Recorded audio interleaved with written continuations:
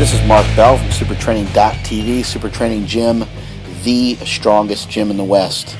I'm getting ready to do a contest here February 26th at Super Training. You can still sign up for that meet if you're local. And whenever I get ready for meet, I always like to do a reverse band squat a couple weeks out from the contest. Sometimes I'll take two of them, so I might take one again maybe in about another week or so. I'll skip this week and go the next week. But I like the reverse band. It's always been a good indicator. I typically have about a 1-to-1 ratio, so if I could do 1100 on a reverse band, I might be able to go to the meet and do around 1100 as well. But I really like doing a reverse band. We got a lot of guys who are getting a lot out of it. I think ultimately what it comes down to is with the way the gear is nowadays, the way things are nowadays, that you need to figure out how you can handle the pressure. What can you do to not kill yourself in the gym, but handle as much pressure as possible?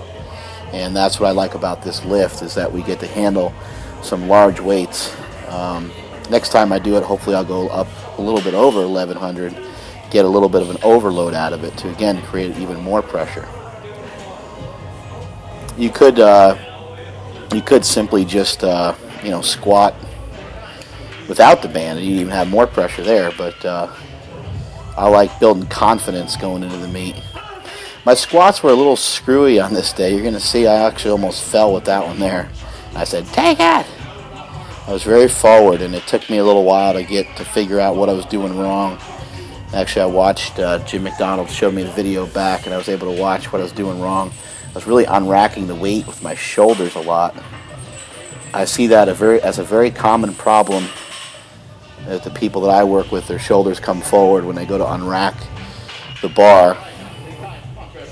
I see it a lot, probably more so in women than anything else, where the shoulders kind of rolled forward. You do not want your shoulder pinned and rolled forward, internally rotated basically when you're doing a squat.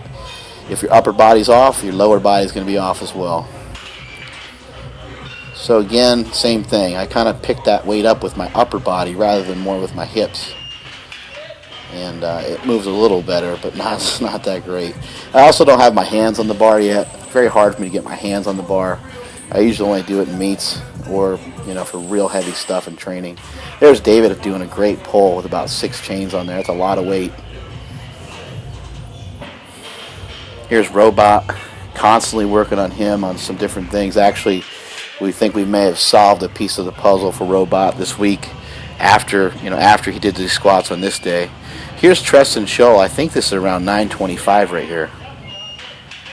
Look at him blow that up. That's a great squat. That was down in there.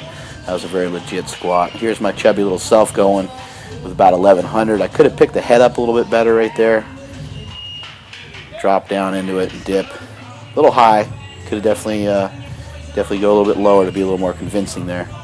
Here's Treston going again. Now he's got 705 on there, or 7 something, and he bangs out some reps. But back to Robot, I think we've solved a piece of the puzzle. We actually figured that due to the way he's built and his mechanics, that he actually has to initiate his squat from his knees a little bit more, and that's actually something that I had to do myself because my hips were getting too far away from the barbell, and I just kind of continued to lean forward at the bottom of the squat instead of open up. And so everyone's going to be a little different on how they squat, but basically with Mr. Robot Pants, nice lift by Big Bird right there, but basically with Mr. Robot Pants, we had to have him initiate his squat from the knees. Maybe that's something that we could show you guys at some other time. Here's Big Bird's guys going, BMX guys. Check this out. This is a reverse band as well, and this guy's got about 6 plates on there. Nearly dies, but that's a hell of a squat. And that is it from SuperTraining.tv.